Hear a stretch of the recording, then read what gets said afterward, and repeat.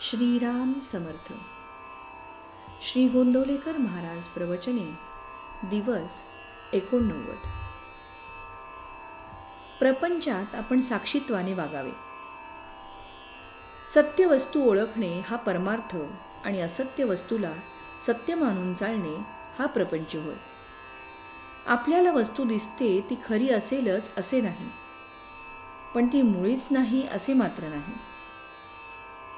ती काहीतरी आहे.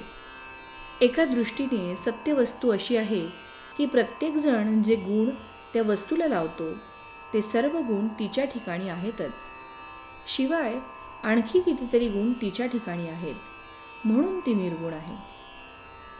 दुसऱ्या दृष्टीने ती अशी आहे की प्रत्येकजण जो गुण तिला लावतो तो कल्पनेनेच तिच्या ठिकाणी आहे असे आपण म्हणतो, म्हणून ती वस्तू गुणांच्या पलीकडे आहे. या अर्थाने सुद्धा ती निर्गुणच आहे. जशी आपल्या देहाची रचना तशीच सर्व सृष्टीची रचना आहे. देहामधले पंचकोश सृष्टीमध्ये देखील आहेत. फरक एवढाच आहे की देहामध्ये ते मूर्त आहेत तर सृष्टीमध्ये ते अमूर्त स्वरूपात आहेत. भगवंताला एकट्याला कर्मेना म्हणून तो एकाचा अनेक झाला. त्याचा हा गुण माणसाने घेतला. आपण हौसेसाठी आपला व्याप वाढवतो, पण फरक हा की भगवंताने व्याप वाढवला तरी त्यामध्ये तो साक्षीत्वाने राहिला आणि आपण मात्र व्यापामध्ये सापडलो. भगवंत सुखदुःखाच्या पलीकडे राहिला, पण आपण मात्र दुःखात राहिलो. व्यापाच्या म्हणजे परिस्थितीच्या बाहेर जो राहील त्याला दुःख होणार नाही. खरे पाहिले तर व्यापातून वेगळेपणाने राहण्यासाठीच सर्व धडपड आहे. व्याप दुःखदायक न व्हावा असे वाटत असेल तर आपण साक्षीत्वाने राहायला शिकले पाहिजे. आपण जगामध्ये व्याप वाढवितो, तो आनंदासाठी वाढवतो, पण भगवंताच्या व्यतिरिक्त असणारा आनंद हा कारणावर अवलंबून असल्याने ती कारणे नाहीशी झाली की तो आनंद मावळतो.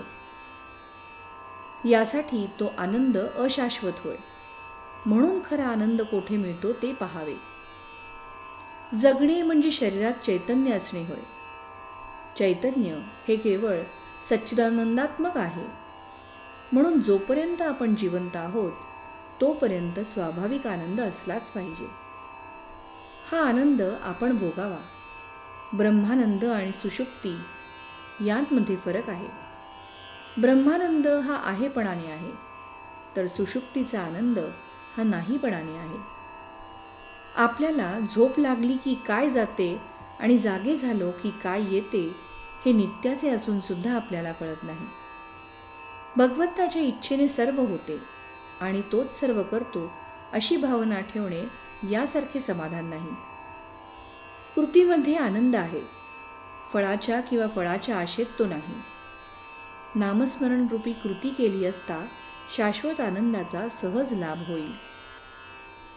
तात्पर्य, भगवंताच्या स्मरणात कर्तव्य केले की जीवनात आनंद उत्पन्न होतो. श्रीराम समर्थ.